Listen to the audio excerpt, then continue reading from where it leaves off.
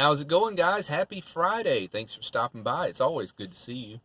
I see Buddy peeking out around the cabinet, so let's get right into it. Let's talk about what's going on. Let's talk about finances. How much money can you reasonably expect to save when you move into a van? Let's get real.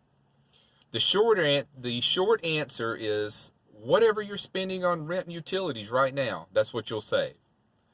But not so fast. The answer kind of changes as we go along. Okay, my first few months in the van, I was spending like crazy on entertainment, food, drink, sporting events, tickets, movies, just out of control because I had this mindset was, oh my God, I'm saving.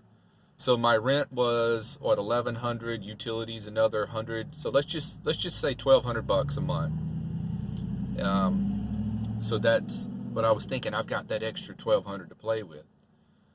And I thought, so I'll just stick that in savings every month, and actually in reality, you should be saving more than that, not just because, I was saving before when I had the apartment, not a whole lot, but I was saving about 1,000 a month, even when I had the apartment. So I thought I had a lot of money to play with, so I overspent for quite a while. And then I came to my senses, and then I went on a really strict budget, and I started saving up a lot of money. Not only that 1,200, not only that other 1,000 that I was already saving, but about another 1,000 on top of that.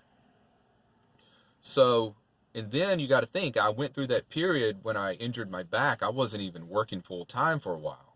So I didn't save much back then. But, now that I've been back full time for a while, it's good to see that full check come in. And on the first of the month, which is today, guess what I did all day? I smiled because I don't sit down and write out that rent check anymore. And that, when I start getting this uneasy feeling like when I was unsatisfied about the amount that I was saving, the first of the month would roll around and it would just cheer me right up. It's always the first of the month. I'm always the happiest because I look back, I remember sitting down on my couch and leaning over on the coffee table and writing out that rent check every month. And, that's just flushing more money down the toilet because you're not building, if it's your house, that's different. At least you're building equity. But back on track here.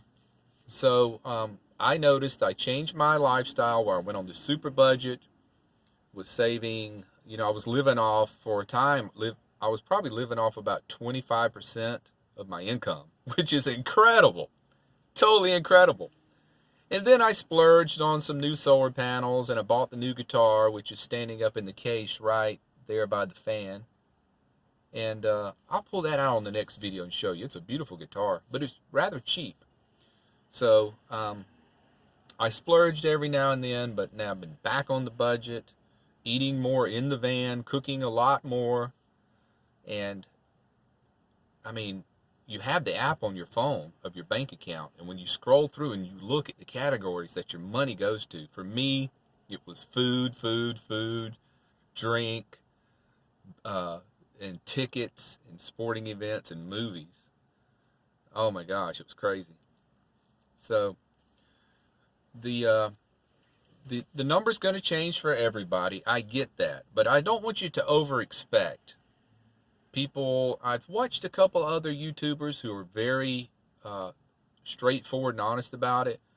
Some others seem to stretch the truth a little bit. I don't know. Who am I to judge? But it just doesn't add up. But reasonably speaking, you're going to, of course, save what you were spending on rent and utilities.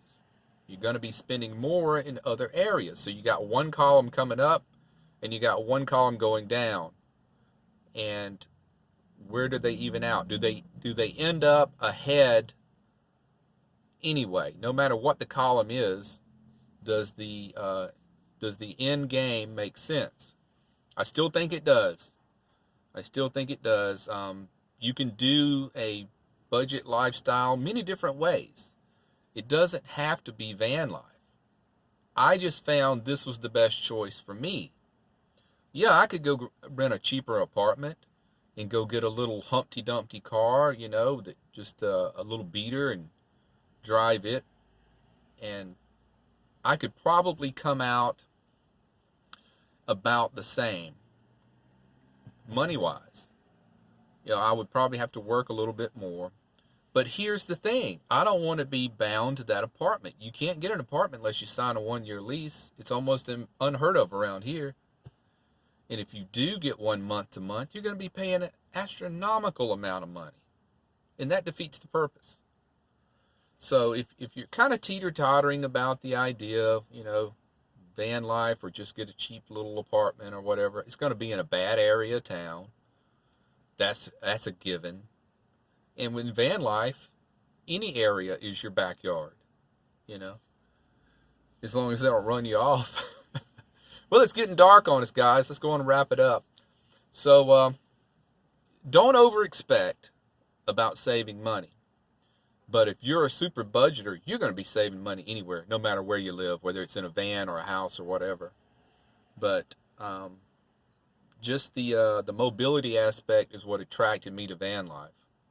And the money savings has been a close runner-up. I am very happy with what I've saved, even though I didn't save as hard as I could in the beginning. I kind of kicked myself and look back on that, have some regrets over that. No big deal, you can't harp on it, but I'm back on the savings wagon now and doing real good with it, very happy with it. And I'm not even going to go out and do anything tonight. It's Friday night. I am going to eat out tonight, but it's going to be a sub sandwich. It's not going to be a $30 meal, that's for sure. Daily budgeting matters. It matters. And that's what we got tonight. Wrap it up before it gets too dark. So time to head to Planet Fitness, get cleaned up. Take care, everybody. Be well, and click the bell. Bye.